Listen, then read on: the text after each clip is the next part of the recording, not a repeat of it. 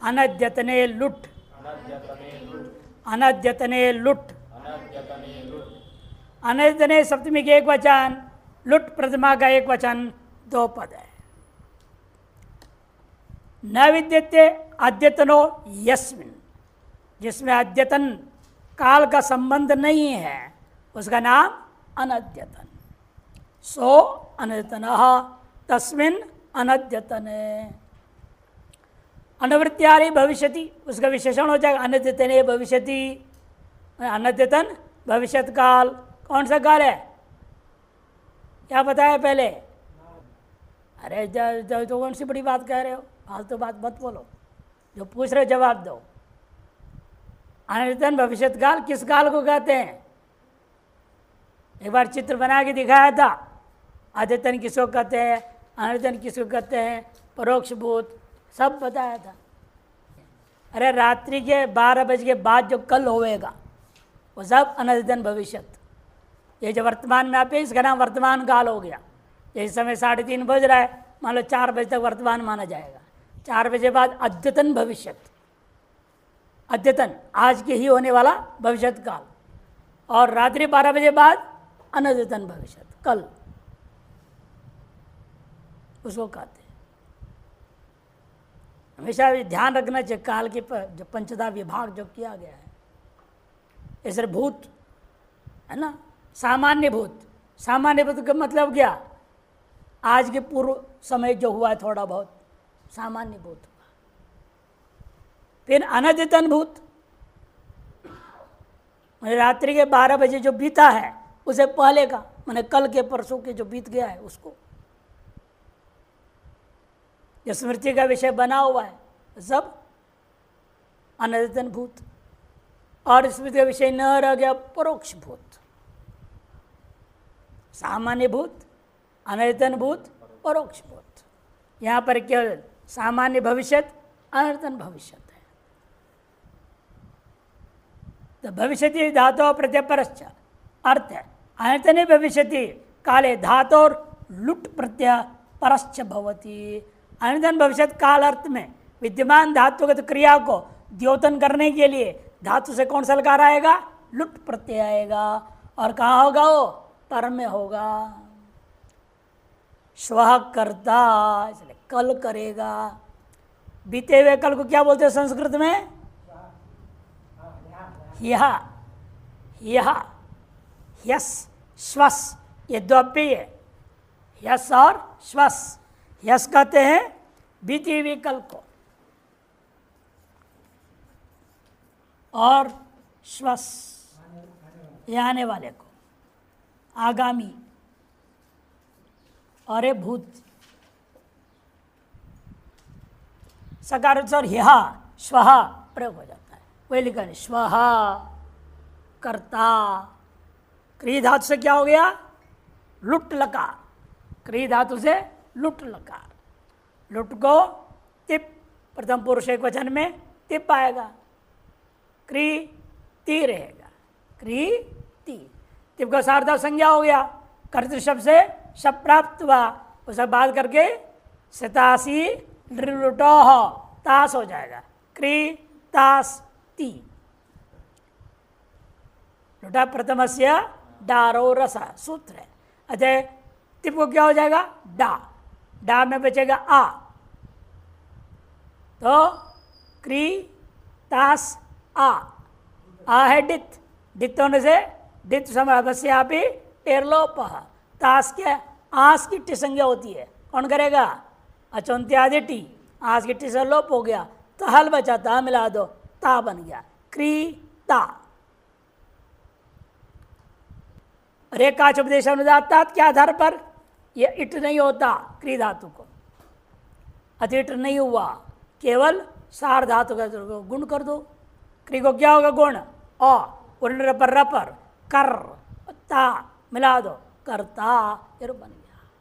श्वः कर्ता मैंने कल करूँगा, श्वः भोक्ता कल भोजन करूँगा, आने वाले कल के लिए।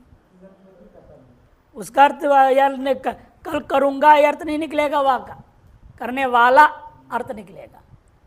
वहाँ अर्थ के हृदंत में जो बनता है करने वाला, कर्ता कर्तारौ कर्तारा, कर्तारम कर्तारौ कर्तरीम, उसका अर्थ होता है करने वाला। और यहाँ कर्ता कर्तारो कर्तारा, कर्तासी, कर्तास्त कर्तास्थ, कर्तास्मि, कर्तास्व कर्तास्म, ये कल करूँगा वाली बात ये अलग है, भिन्नार्थक है। रूप एक जैसे दिखता है, अनर्थ अलग है।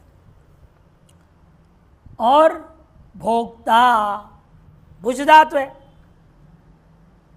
भुज धातु है, उसे यहाँ पे पूर्व ही क्रिया भुज धन ता बचेगा। भुज लुट तिप, तिप को क्या हो गया डा, शब प्राप्त हुआ तास, भुज तास डा, डागा है डित्वा टिलोप, भुज धन ता। सार्वधातु का अर्धातु क्यों गुण कर दो, भोज धन ता। एक आदेश से जानतों में गिनती किया गया, अतः भी धातु अनिट है। हलंतों में 103 धातु है ना, लघु में एकाच उपदेश अनुदात में गिनाया, ऊद्री दंतेर कार्य का गिनाया, दीर्घ ऋकारांत है, जितने भी दीर्घ उकारांत धातु है सब सेट होते हैं। उसके अलावा 12 गिनाया गया जो धातु अजंत वो सेट होता है। शेष जितने भी अजंत है सब अनिट हो जाते हैं। और हलादियों में बहुत सारे हैं, इसे जिसको इट नहीं होता वो गिनाया, 103 अनिट गिनाया, बाकी सब सेट हो जाएंगे हलंत। उनमें से यहाँ पर भुज भी गिनाए जानतों में, अतः जकारांत धातु भुज को इट नहीं हुआ, तो भुज धनता पुगंता लघु पद से गुण कर दो, भोज धनता। चौह कुहु, ज को ग, खरीच ग को क, भोक्ता भोक्तारो भोक्तार, भोक्तासी भोक्तास्थ भोक्तास्थ, भोक्तास्मि भोक्तास्व भोक्तास्मा, ये बनता है। पद रुज विषस्पृश घई, पद रुज विषस्पृश घई, पद रुज विषस्पृश पंचमी के एक वचन, घई प्रथमा के एक वचन। पदश्च रुजश्च विषश्च स्पृश्च, इसलिए पद रुज विषस्पृश प्रथमा के एक वचन में, तस्मात् पंचमी के एक वचन बन जाएगा। समाहार द्वंद्व समास है। धातु प्रत्यय परश्च, काल विशेष नहीं लिया, अनधिदिन का अनुवृत्ति नहीं कर रहा है, भविष्य का भी अनुवृत्ति नहीं दिखा रहा है। कह रहा है पद रुज विषस्पृश इत्येतेभ्यो धातुभ्यो घई प्रत्यय होती, घई प्रत्यय हो जाता है। सामान्य अर्थ में कर्तृकृत, तो कर्तृ अनुवृत्ति आ जाएगा, कर्तृ अर्थ में यहाँ प्रत्यय हो जाएंगे। से कर्ता में ही होगा। पद्यते असौ इति पादः, पद्यते असौ, दिवादिगणीय पद धातु पदगतौ, इसलिए पद्यते लट लकार एक वचन, पद्यते पद्यते पद्यन्ते, पद्यते असौ करके, असौ इसलिए बोला कर्तार्थ मालूम हो, कर्मणि लकार कर भ्रम न हो, इसलिए। पादः, पाद मने पैर, सबके पास है पैर जाने आने के लिए। और रुजति असविति रोग, रुजति असविति रोग, रुजा रोगे धातु है, रुज धातु से क्या कर दिया घई, पद धातु से घई, पद से घई हुआ तो क्या बचेगा घई में अ, यहाँ की संज्ञा हलंत्यम से घ का लशगोत्तित्य अ बच गया।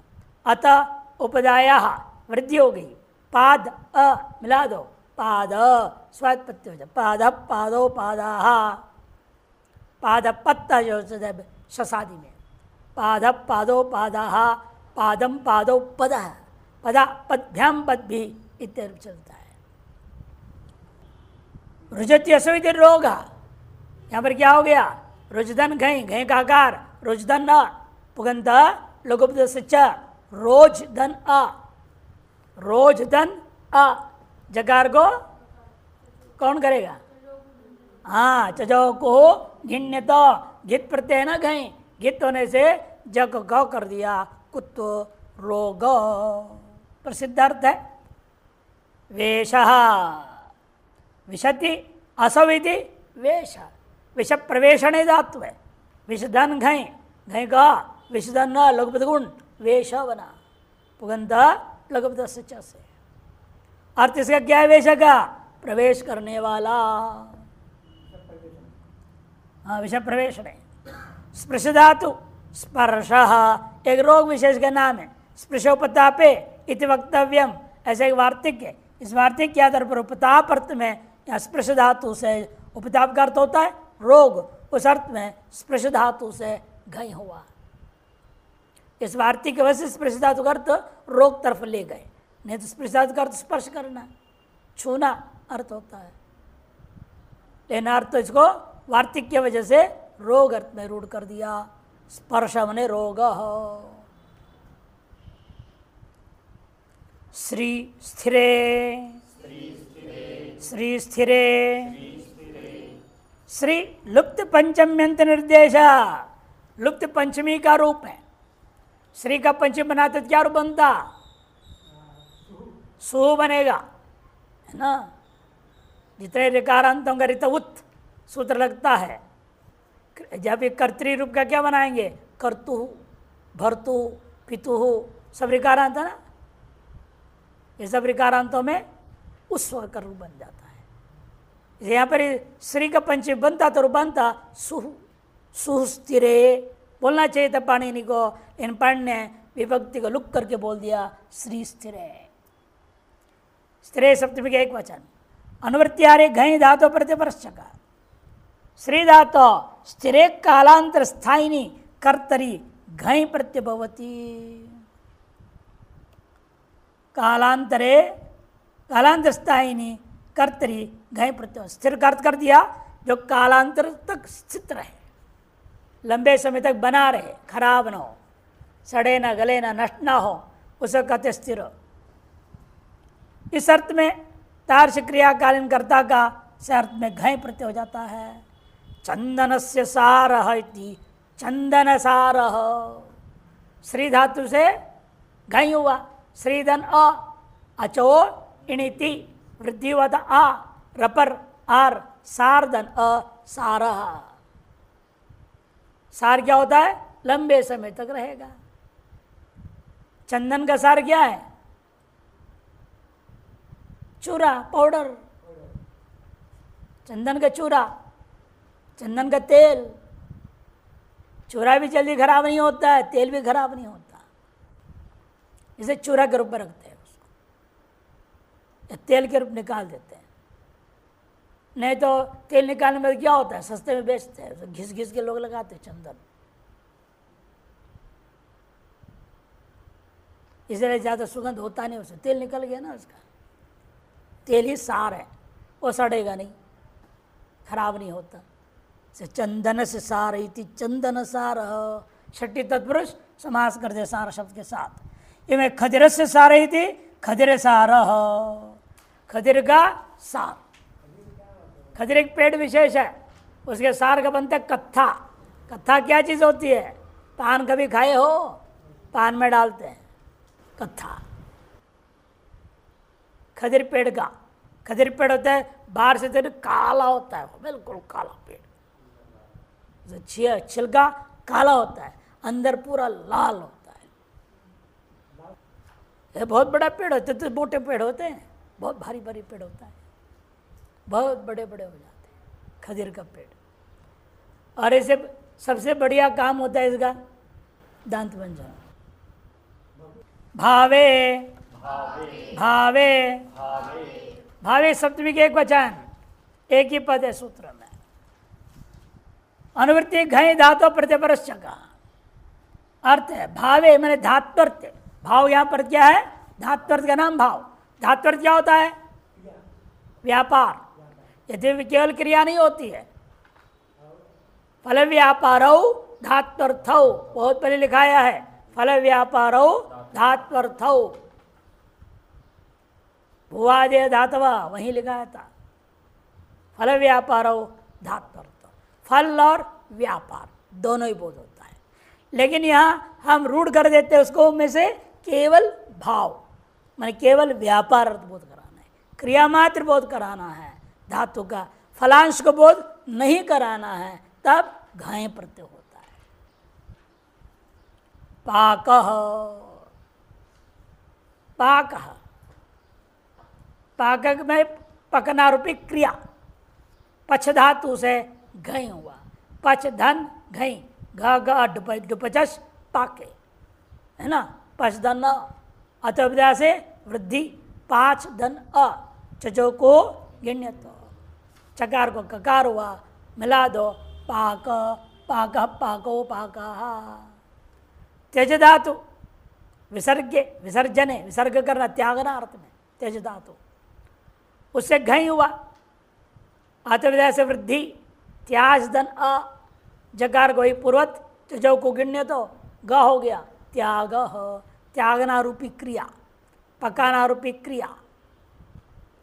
एवमेव राग, रंजना, रंज रागे धातु, रंज धातु से घई, घई का रंज धन अ, अनिदिताम हलोपदाया किंगिति, क्या हो गया यहाँ पर, लोप हो गया, रंज का जो न था लोप, रज बच गया, रज धन अ, अतः से वृद्धि, राज धन अ, जग ग राग, ये रूप बन जाता, राग हो।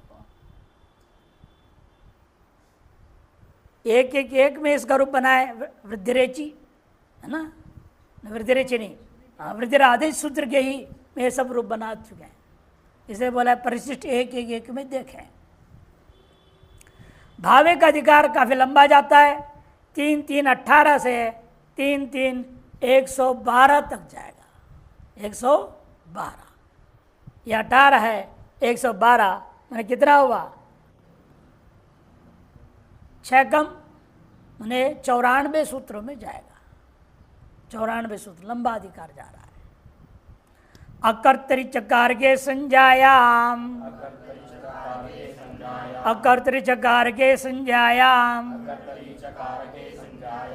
अकर्तरि सप्तमी के एक वचन, च पे कार के सप्तमी के एक वचन, संज्ञायाम भी सप्तमी के एक वचन, 4 पद है।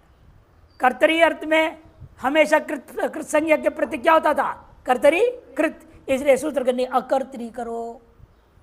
अकर्तरी का मतलब क्या, कर्म, कर्ण, संप्रदान, अपादान, अधिकरण, ये व्युत्पत्ति में भी आप प्रत्यय कर सकते हैं, नहीं तो हमेशा कर्तरी प्रथमार्थ में ही कर रहे थे, अब अन्य अर्थों में भी आप कर सकते हैं, उसके लिए अकर्तरी कह दिया।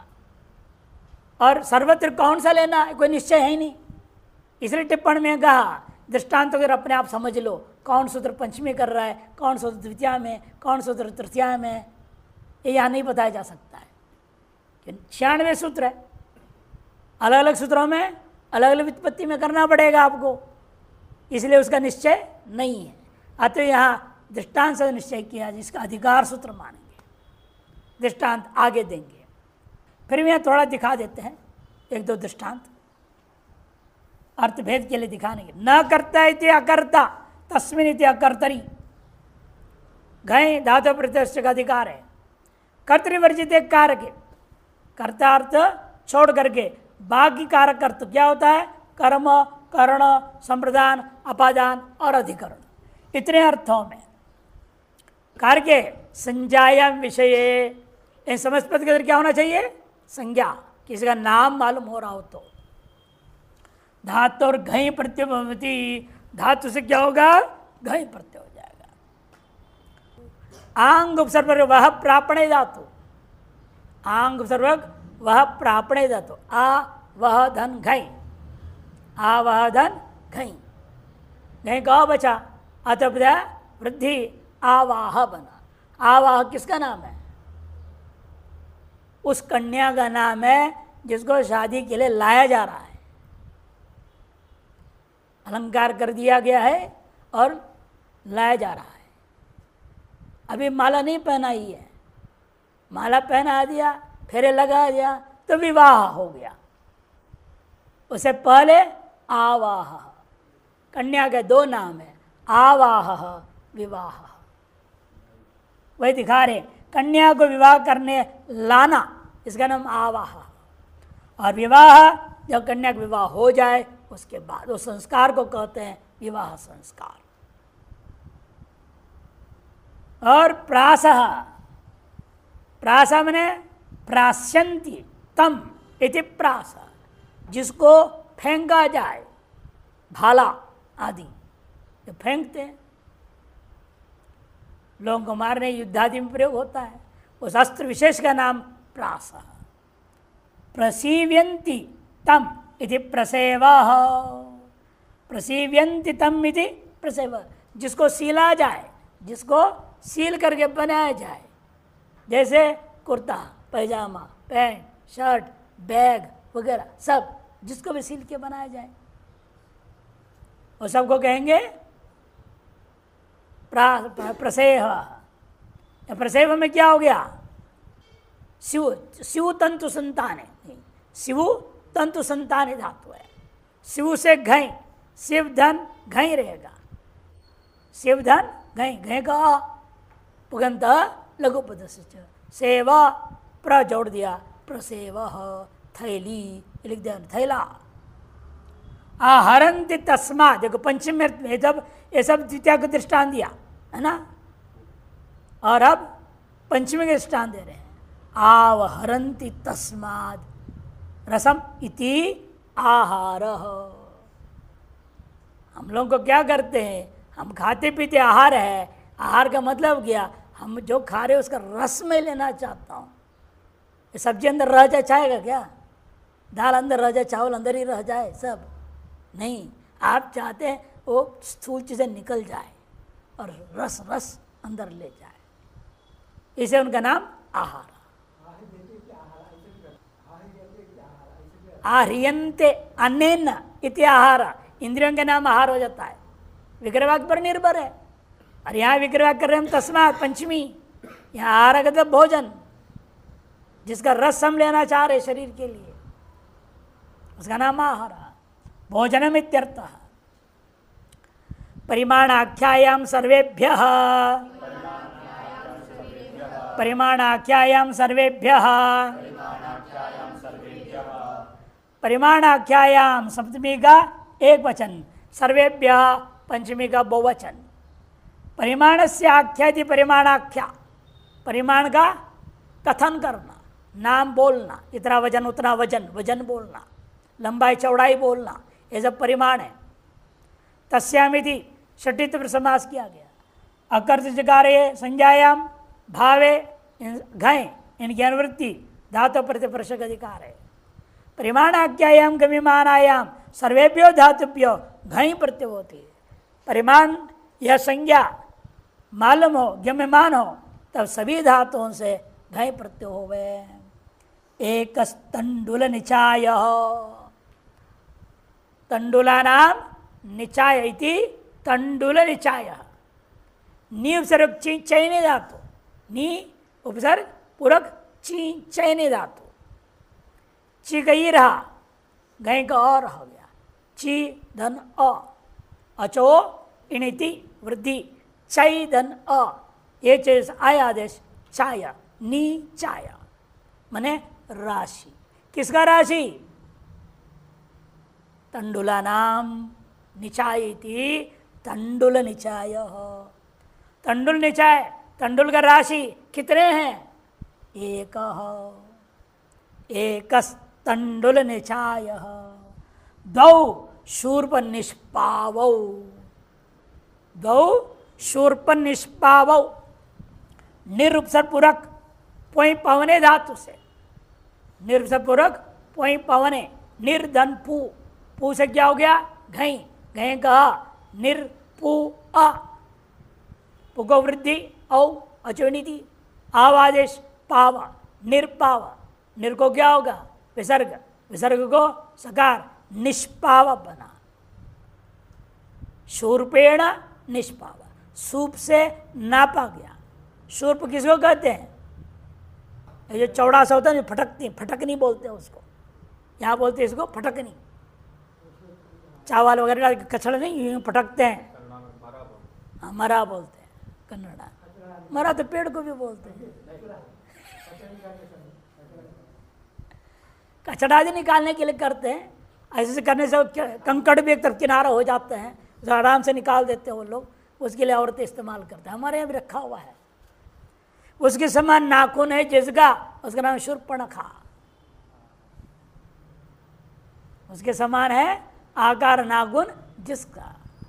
शूर्पस्य आकारस्य इव आकारो नखानाम यस्य स शूर्पण, यस्य सा शूर्पणखा। शूर्पाणी इव ऐसे भी बोल देते इसीलिए। शूर्प निष्पावो, कितने? 2, मैंने उसमें भरा और नाप के डाल दिया। एक कितने बार? 2 बार नाप के कर दिया। नाप प्रत्यय ना गया, परिमाण की आख्या हो गया।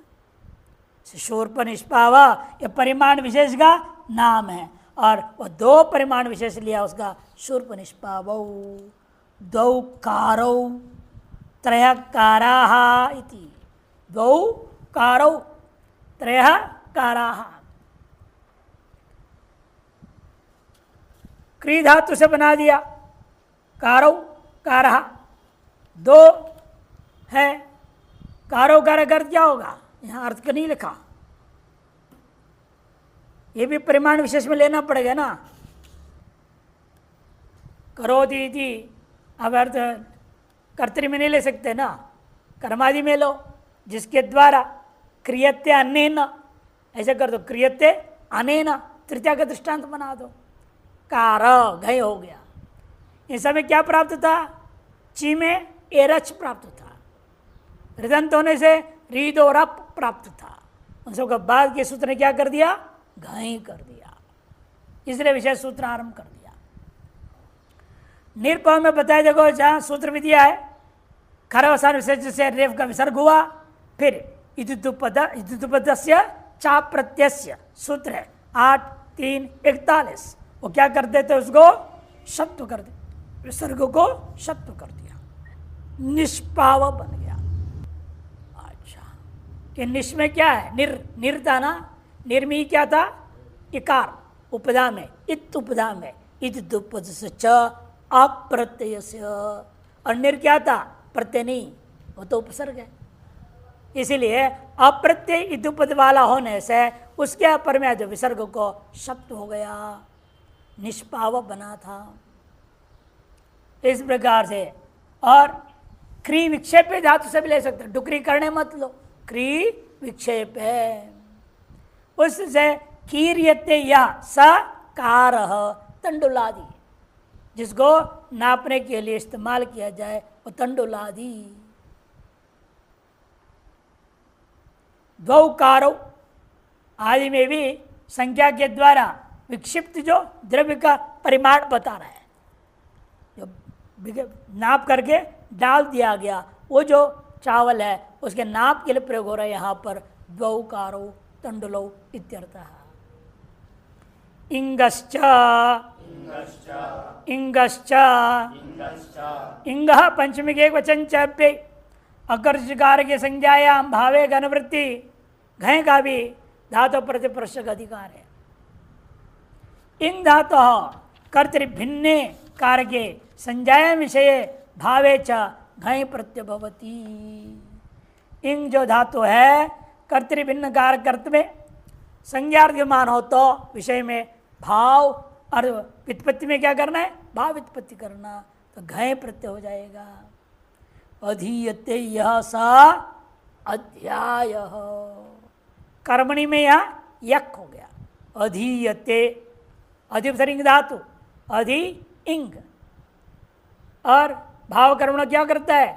आत्मनिपद, त प्रत्यय, तेरे तम ते है, अधि और ते, और सर्वधातुभ्यो यक, यक का यह बचा, कितना गुण नहीं होगा, अधि ई य ते, दीर्घ अधीयते यह स, जिसको अध्ययन किया जाए उसका नाम क्या है? अध्याय।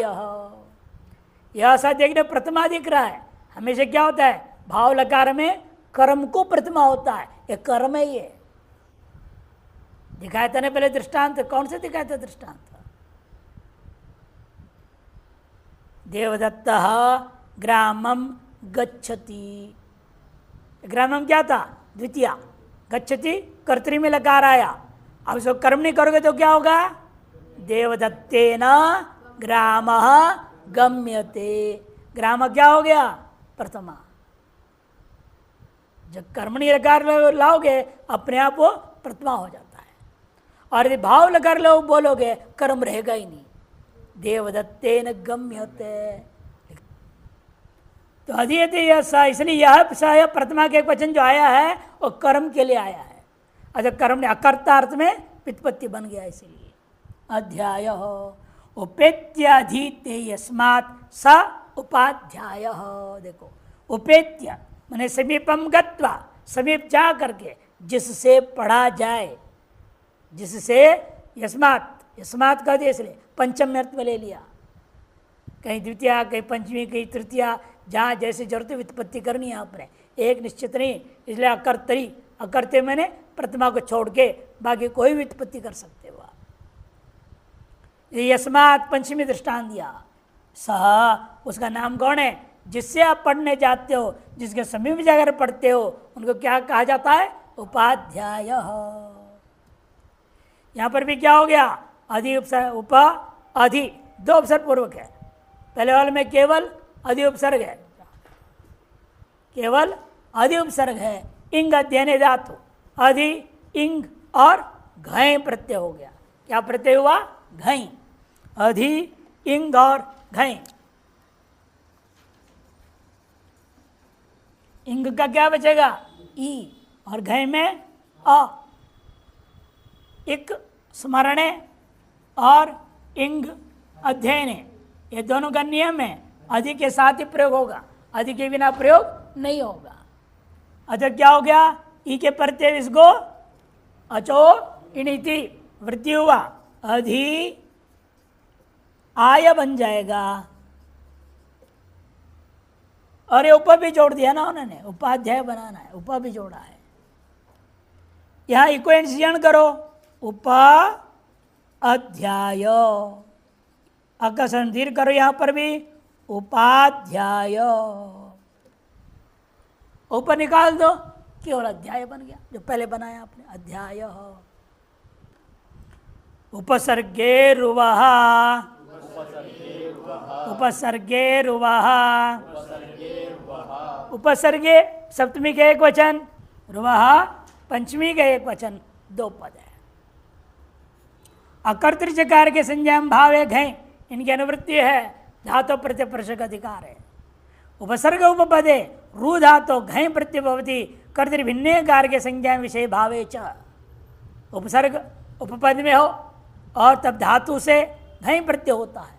कब? अकर्तृकार हो उपपद और संज्ञार्थ का मान हो तो उत्पत्ति भाव में कर लो। संरावः, उपरावः, विरावः, सं रौति यम इति संराव, जिसको बढ़िया से उच्चारण किया जाए, आवाज दी जाए, उसका नाम संरावः, माने आवाज इत्यर्थ, सीधे सीधे आवाज। तीनों के एक ही अर्थ है, उपसर्ग भरे बदल रहा है, अर्थ एक है। संरावः, उपरावः और विरावः। क्या रहता है?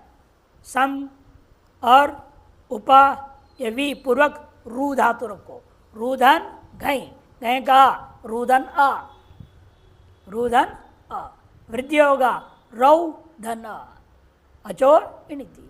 ये जैसा आवादेश हुआ, राव बना, उपराव, संराव, विराव। एक अर्थ में तीन पद बनाया, क्या लाभ है?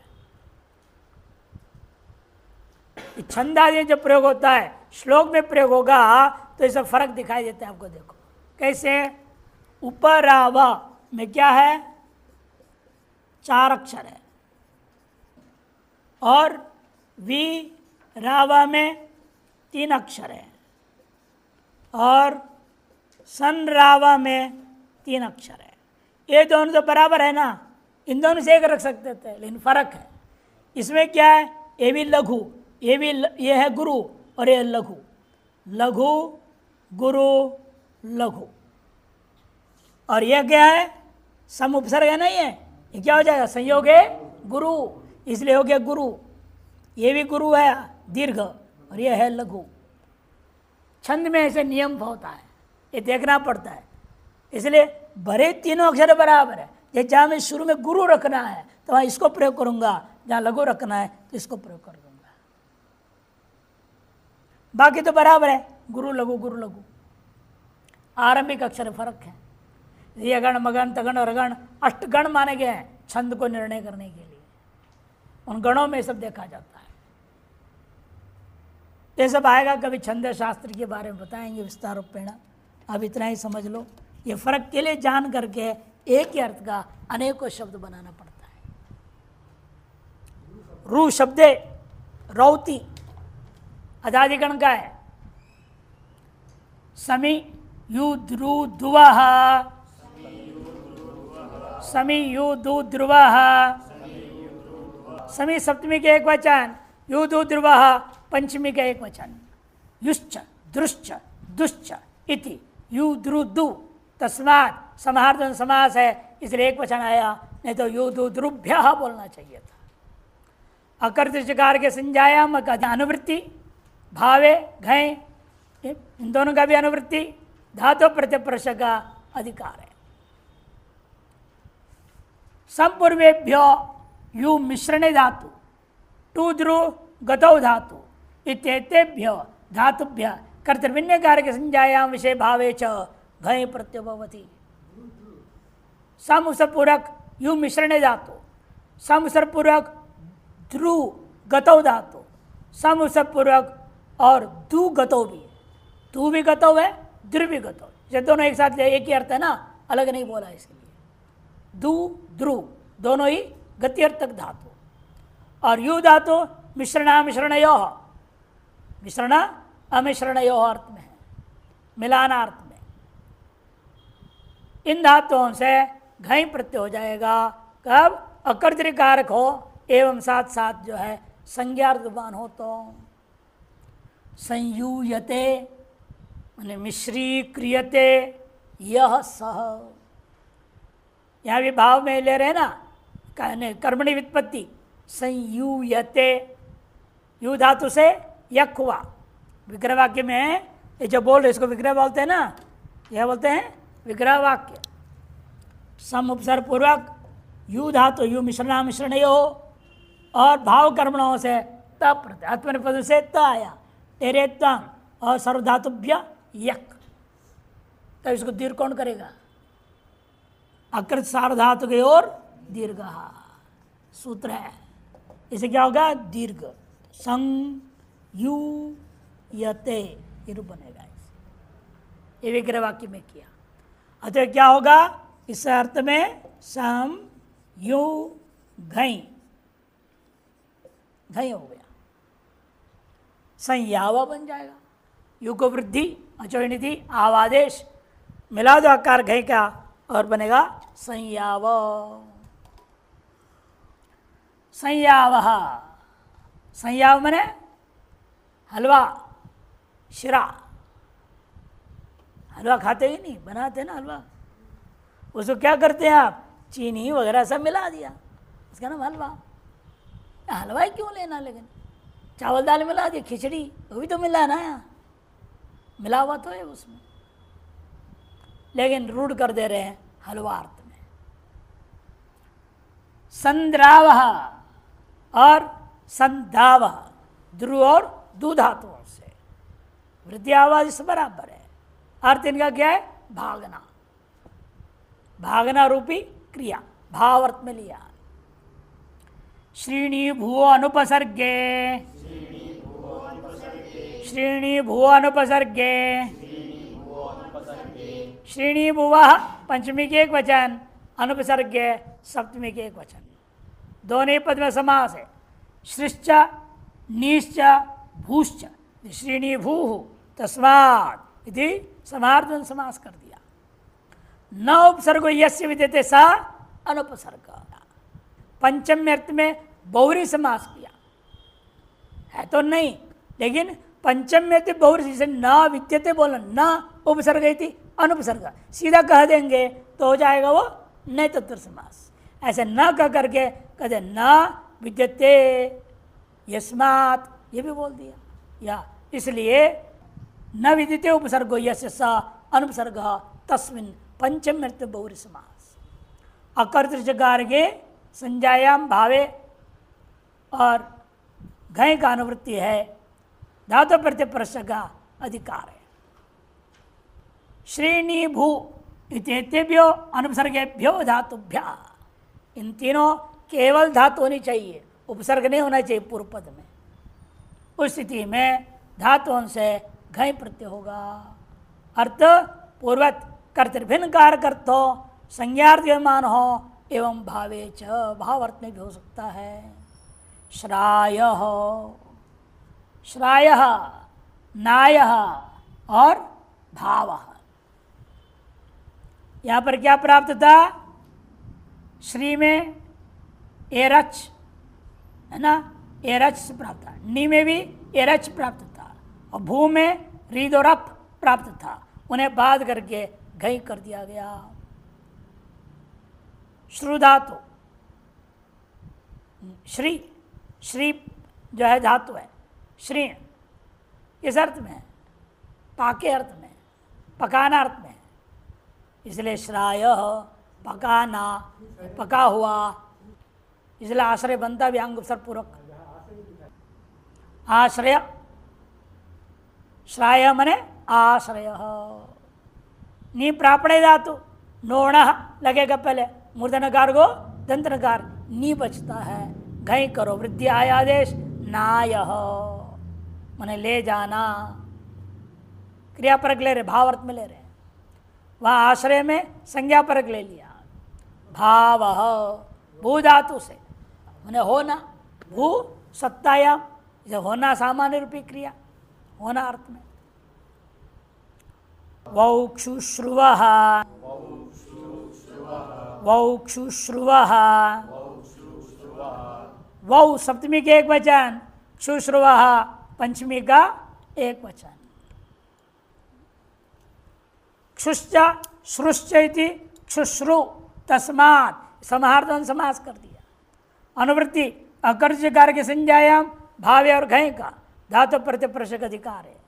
कर्तृभिन्ने कार के संज्ञा विषय भावे च विपूर्वाभ्याम तुश्रु शब्द और श्रु श्रवणे इतेताभ्याम धातुभ्याम घय प्रत्यय भवति।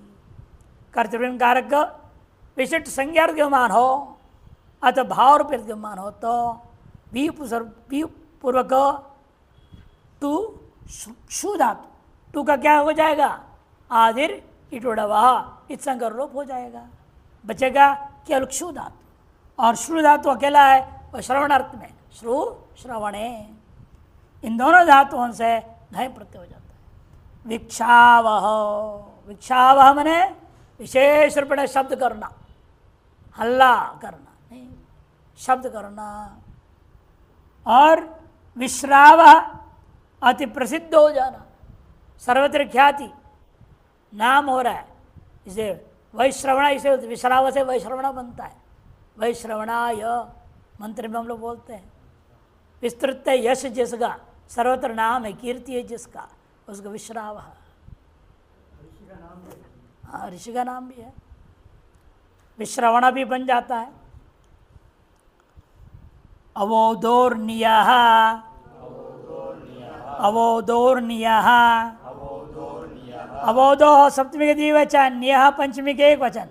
अवश्य उच्च इति अवोदौ, ये दोनों उपसर्ग है, तो तयोः इति इतरेतर द्वंद्व समास कर दिया। अकर्तृकार की संज्ञायाम भावे घय का अनुवृत्ति धातु प्रश्न का अधिकार है। कर्तृभिन्ने कार की संज्ञा विषय भावे च अव उत इत्येतयोर उपसर्ग उपपदयोर नी धातु और घय प्रत्यय भवति। निया पंचमी के एक वचन से नी धातु से का वे दो उपसर्ग हो तो कौन सा? अव अथवा उद, वे पूर्व पद में रहते हुए नी प्रापणे धातु से घय प्रत्यय हो जाता है पूर्वोक्त अर्थों में। अवनाय, अवनाय माने अवनति करना, नीचे गिरना, डिमोशन अंग्रेजी में बोलते हैं। जिस पद में था उसे नीचे गिर गया, अवनति हो गई। और उत्तभव तो उन्नति होता है, उसका अर्थ है उन्नाय, उन्नाय प्रमोशन। आप भी जहाँ भी हो वहाँ से ऊपर उठो तो उन्नाय, गिरोगे तो अवनाय।